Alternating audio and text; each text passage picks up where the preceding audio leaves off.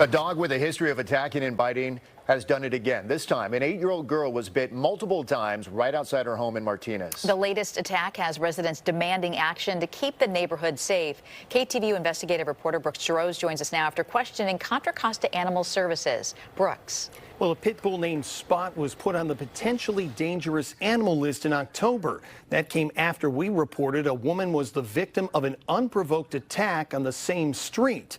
The owner was ordered to leash and muzzle the dog anytime it steps foot outside, but it appears that didn't happen. We want to warn you, you may find some of the images and sounds in this story disturbing. That little girl was on her swing, and that dog attacked her. The cries for help came from 8-year-old Layla Silva. Her mother, startled, ran to the door. I just freaked out. I wasn't afraid of the dog because my instinct was I don't even care at this point. I just want to get my dogs and my kid inside the house. And I didn't even know. I thought that he just bit her arm, and so we were taking care of it. And she said my back hurts, and we lifted up. We didn't even know that her whole back was attacked. The neighbor's dog, a pit bull named Spot, became uncontrollable as Layla swang in her swing Monday afternoon. And she said the dog just started pulling the lady like this, and the lady was yelling, "No, no, no." Layla crouched down and tucked her head as the dog bit and scratched, causing these puncture wounds. Medics were able to treat her. I wanted to kill the dog.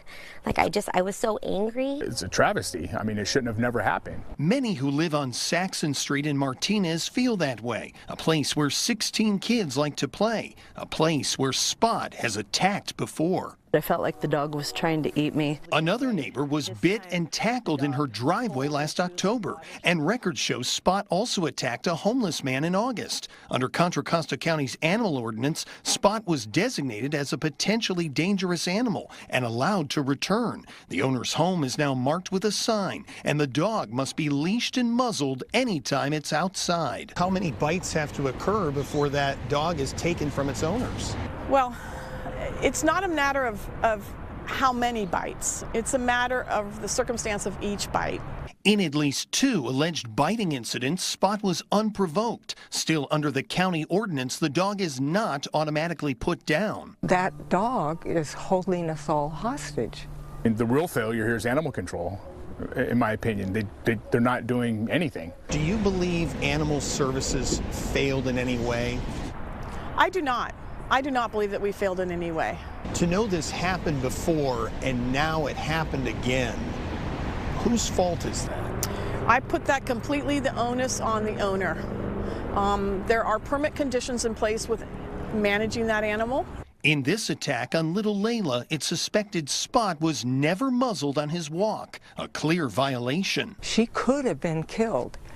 Is it going to take a child being killed in this neighborhood before animal control will take and do the right thing? At any time when an owner is shown that they are not going to follow the permit conditions, we have options around not renewing that permit.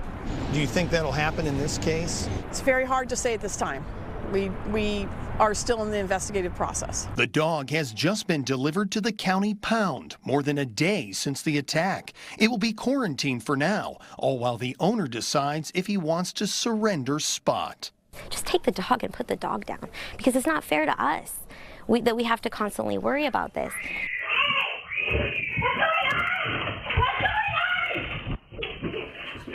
I have contacted the owner several times to discuss this latest attack. I've received no responses, but Layla has received several handmade cards from all of her neighborhood friends wishing her to get well soon.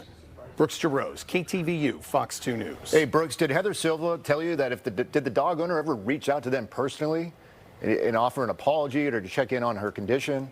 The dog owner did apologize in this case and was very sorry and frustrated by yet another attack. There you go. All right, Brooks, appreciate the report. Thank you. Thanks, Brooks.